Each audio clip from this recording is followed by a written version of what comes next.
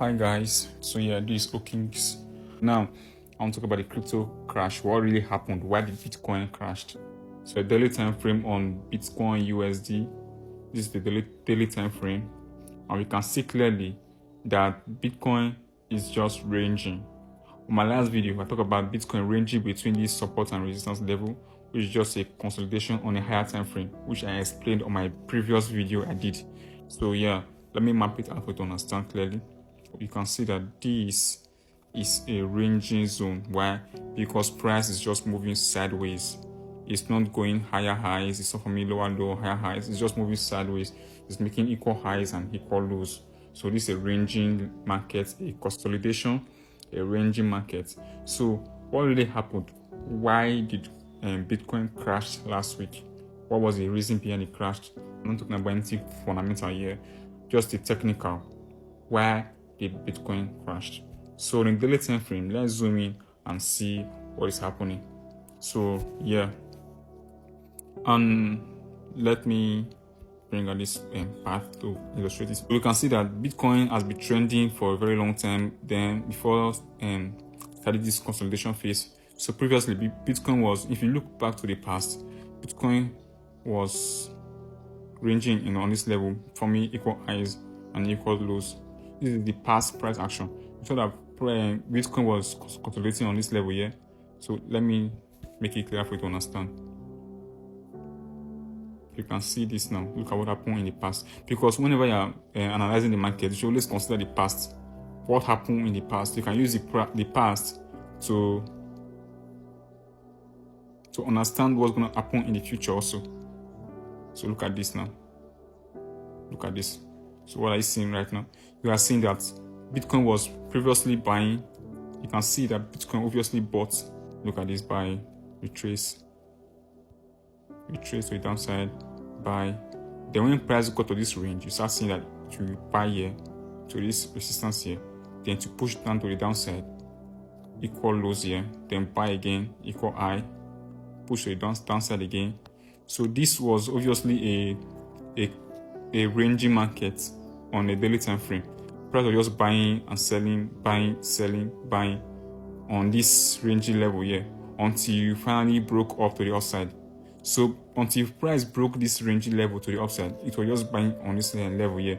You can see that the range on this level, the consolidation, the buying and selling in this sideways movement took days, because each candle that formed on this level here took 24 hours, which is a day, because this is a daily time frame. Any candlesticks that are formed in this time frame takes a day to form. So these took days, weeks eventually of Bitcoin moving sideways before eventually breaking to the upside. So now this is exactly what it's also doing right here, but it's happening on a bigger space here. So let me delete this. So this is what's also happening right now on Bitcoin in this current price movement, in this current price action. You can see that Bitcoin is also doing the same thing here, but this time it's doing it in a much more larger space. So you can see that Bitcoin is just buying here, then selling here, buying to this resistance again, sell to this support, buy, sell, then buy to the resistance again, sell to the support. So see that price have done one touch, two touch, and third touch on this resistance level here. Price has done one touch, two touch, and the third touch on this resistance zone. And we can see that price have bought here, second bought, and the third bought, then fourth bought on this support level. So this is a ranging market, which means price is just moving sideways on the higher time frame. It's not forming a higher high or higher low, just forming an equal highs and equal lows on the higher time frame. So this is a sideways movement. So now we can tell clearly that this dump that happened on Bitcoin was obviously a expected movement, because price faked out on this buy. So let me show you. We took a buy here on this level here, which came to this expected level. There's a support and resistance here. There's an internal support in every support and resistance on a higher time frame. There's always an internal support and resistance on a lower time frame or even on a higher time frame. So this is a major support, which is a demand zone, and a major resistance level, which is a supply zone. But within these two levels, within this zone, there are internal levels, internal zones should also be considered, because those internal zones can also influence price movement and drive price either to the upside or to the downside. So let me mark it out for you to understand clearly, so you can understand what I'm saying. The internal zones, the internal levels that is also influencing price movement. So this is one of the zones that is influencing price movement. You can see that these zones are pushing price either to the upside or to the downside. And you can also see on this place here, there's also an internal zone here which is pushing price to the upside and to the downside. Okay, so these are internal levels too, which are just mapped out just now within the ranges zone, which is this zone, overall ranges zone. This is the overall ranging zone where price is moving sideways. So these are the overall ranges zone here, and within this ranges zone there are internal support and resistance, which is also influencing the price movement. So you can see that these levels here acted as a support here, which influence price. Instead of price coming to test these support levels, it just push it back to the upside, which is this level is enough to influence price to the upside. You can see it did the same thing here, push price. This was a support level, now forming a resistance. So this was once a support level whereby price was bouncing off and on until it was broken to become a resistance here. So now it also influenced price to the downside again, pushing further to this demand zone, which is a support level here. So you can see that when price came here again, this support now broken acts as a resistance also, which influenced price to the downside again. So it did the same thing here again and again before price finally breaking to retest this. So these two internal support and resistance are also influencing price. Price is not just coming straight up to the upside and coming down straight up to the downside. It's also influenced by this internal support and resistance. So you can see that this also push price to the downside again, push to the upside, then push to the downside. And when price start pushing to the upside, this is now acting as a level that reversed it to the downside again. So price are just ranging. Price are always respecting this level, these internal levels too. And if you scale down to either lower time frames like the 15 minutes or the 1 hour, you can also you'll be able to see that there are also internal support and resistance that you can also be mapping out on these lower time frames. So depending on the time frame you are, so on a daily time frame, you can also see that there are internal support and resistance. And if you go to the 4 hours, you also be able to map out also other internal support and resistance. But we are not going to go there now. We are focusing more on the daily time frame now. So I'll take this off to explain clearer. So now you can see that last week, this is what price did last week. Price were on this level last week. Price was on that level last week, and we are expecting that based on that bullish candlestick that formed, which you can see that this level here was the highest level that price was until it got broken by this bullish candlesticks. So you can see the long wick up. So with this was a manipulation that confused many traders that okay, Bitcoin has broken above this range zone and is now ready to keep on buying to the upside. But instead, this was a fake out. It just swept liquidity, fake out traders, and dumped. Okay, let me explain this clearer for you to understand. This dump that happened last week was not a random move. It wasn't just randomly dump. One, there were people that took a buy on this level here. Okay, let me show you this. People that took a buy on this level.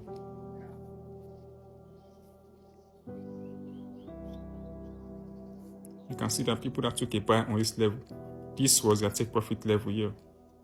So, for instance, people that took a buy on this demand zone here, they took their profit on this level. So, many people were taking out profits. So, that taking out profits was what slowed down the buys, and then people started selling because this was a supply zone. So, many people have already anticipated that whenever price gets to this level, it's going to drop. Whenever price comes to the level, it's going to buy. So, people always wait on a supply and demand zone to take their buys and sell, because they can see that whenever price comes to a demand zone, it always buy, and whenever price comes to a supply zone, it always sell. So people were already waiting here to take their sales here, and that was one of the reasons that influenced price to dump. Because those that took their buys here, the bulls, when they got here, they took their profit and they were out of the market. And then the bears, the sellers, came in and they started dumping. So that's one of the reasons that resulted to the dump on Bitcoin last week. And also, price don't just make a random move, like I said earlier. Whenever price is about to reverse to the downside, it always give you a reversal signal that is going to the downside. And whenever price is going to the upside, it will always give you a reversal signal that's going to the upside. So on a 4-hour time frame, you can see clearly what Bitcoin was actually doing. You can see that Bitcoin bought here, retrace, bought, retrace, bought, retrace, bought, retrace, bought, retrace. So you can see that the retracement now is now getting larger and having more momentum than the previous retracement that was just smaller retracement. So then this spot again wasn't as strong as these previous ones. So the momentum was dying down a little bit. You can see that the last candlestick closing was just by a week. Just a weak rejection on the upside. And this also is a resistance level. So whenever price is always approaching a support or resistance level, pay attention to the patterns that the candlesticks are forming. What are the candlesticks patterns on those levels? Whenever price gets to a support or a resistance level, or demand or supply, whatever you call it, what are the chart patterns of that candlesticks? Those tells you either price is going to respect those level or it's just going to break it, keep on going. You can see that on this level, Bitcoin was buying, forming a higher highs and higher lows, higher highs and higher lows, higher high, higher low, higher high. Although these highs look more like an equal highs because they're just barely breaking above the other highs. And then we can see that this low here that was supposed to be a higher low, close below the previous lows, breaking the previous lows to the downside, which means this is a change of market structure, change of character. This is a change of character, market structure change. So price before was making a higher highs and higher lows, and now price getting to the resistance zone, the supply zone, the market structure shifts. This was a shift, or this was a market structure shift or change of character, whatever you call it, because it's now breaking below the previous lows, clearing the previous lows. So now failing to make a new higher highs and making a lower high. So market failed to make a new higher high here, making a lower high here. So which is, these are signs of downtrend, because a uptrend consists of higher highs and higher low, and a downtrend consists of lower highs and lower low. So now this low now is not a lower low because it breaks below this previous low, and this high now is not a lower high because it breaks below this higher high. So what does that show you? That this is now a bearish trend. Not just that, you can also see, other than price the market shifts or the change of character, also form the pattern of head and shoulder. Now head and shoulder is a reversal pattern. Head and shoulder is a reversal pattern. Okay, so let me draw out the head and shoulder for you to see clearly. So this is the head and shoulder. This is the left shoulder, the head, and the right shoulder, and this is the neckline. So basically the left shoulder, the head, and the right shoulder, and this is the neckline. Let me map it out for you to understand. This is the neckline of the head and shoulder. This is the neckline of the head and shoulder. So this is another confluence again that's other than just the market's structure. That was one of the confluences, and market price on the supply zone, which is the resistance zone, a second confluence. And now price is giving you the head and shoulder, giving you the third confluence that price is about going down. So now you can see that on a resistance level, price forms a head and shoulder, which signify a reversal to the downside. Price also showed you a shift, market structure shift, also a sign of reversal to the downside. price is also on a resistance level. These are 4 reasons for you to sell on this on this level now. Then also on other conferences also is the EMA. Okay, so EMA is also on that because when this EMA acts as a support and resistance. Whenever price trending above the EMA, it's always buying, and whenever price is trending below the EMA, it's always selling. So we can see that price has been trending above the EMA, which was buying before retesting it here to buy to the upside. But we can see that what happened on this level here, that price was just forming a sideways candlesticks. You can see this long rejection wick here. Then the next candlesticks were just sideways, it was not going above or below until it formed this bearish engulfing candle. This long red candle closes below this EMA, breaking the neckline of the head and shoulder and going away from the resistance zone and forming a bearish engulfing this previous 1, 2, 3, 4, 5 candlesticks that formed before, that took 4 hours to form. Now just this one candle is now engulfing all other candles. This shows that there's strength, bearish move, that there's momentum, that the bearers are now in the market, the bulls are gone now, the bears are now taking over, which means it's time for you to sell. So these are happening on a 4-hour time frame. This alone gave you enough time to analyze and see that the trend is shifting on the 4-hour time frame, on the lower time frame, that the trend is shifting. Though on a higher time frame, it's still bullish, but now you are trading the lower time frame. So the trend in the lower time frame has shifted from being buys to sell. So these are other conferences. There are also many other conferences that you can take for this. So I'm just taking out these other few conferences that you can use in trading, because in trading you should always don't gamble with your money. Don't just go into trading. Always know what you are doing. That is why it's important to always go for the training and mentorship, whereby you will learn how to analyze the market. Come for the mentorship and training. I'll teach you how to read the market, how to see the market clear, to understand what price is doing, to read price action, to see what price is doing, and be able to analyze as a professional, to analyze just as a professional and trade without gambling your money. So these are conferences that shows you what market was doing. So if you were in the market, maybe you were on buys and you saw all these things, these are signs for people that, okay, I'm closing my trade now because the market also seems to be buying anymore. It's not shifting to a sell. Now look what happened after all this signal he gave. You saw the long. You can see now the long dump he did. It dumped all the way to the downside to go retest the support on the higher time frame, which is our demand zone, by the way. And when it got here, you can see the rejection. You rejected from there, then started buying and selling, printing sideways movement again. So these were the reasons that pushed price to the downside, because a lot of both the buyers momentum died down on this resistance level. People took their take profits, and the buyers left, and the bears took over.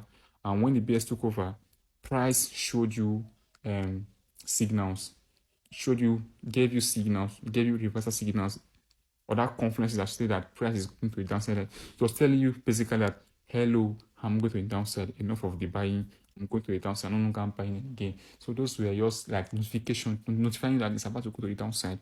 As a professional trader, these signs are enough to warn you that if you are taking a buy or you are on a buy, close your trade now and sell. Or if you're not going to sell, just take your trade and be out of the market and let the market do its thing. So that's what resulted to the huge dump that happened last week. So that's just my view on Bitcoin. But for now, I'm not trading Bitcoin. I'm just looking what Bitcoin is still doing. Whenever I see a clean setup, I'm going again. So we'll see you on the next one. Don't forget to subscribe to my channel, like, comment also your thoughts, because I will always post educational videos like this. So if you are a forex trader, whether a newbie or maybe you're a professional, intermediate or whatever, follow this channel, because I give free nuggets about forex trading. I analyze the market, I explain it to my own understanding. Maybe it can be of a use to you. These are value. These are what people are paying thousands of naira for. These are what people are paying thousands for. I'm giving you what people are paying thousands for free on this channel. So I come to this channel here, I analyze and post it on here for you to watch free and gain some value from it. Yeah. So these are free nuggets and Forex education videos that I post on my YouTube channel, which gives you value, which can help grow you financially in your trading journey. So as a trader, you should follow this channel so that you can also be among the first people to be notified about videos like this that can help grow you on your trading journey, especially if you are a newbie and you are yet to understand how to analyze the market. This video are always for you, so don't forget to follow. See you on the next one, guys. Cheers.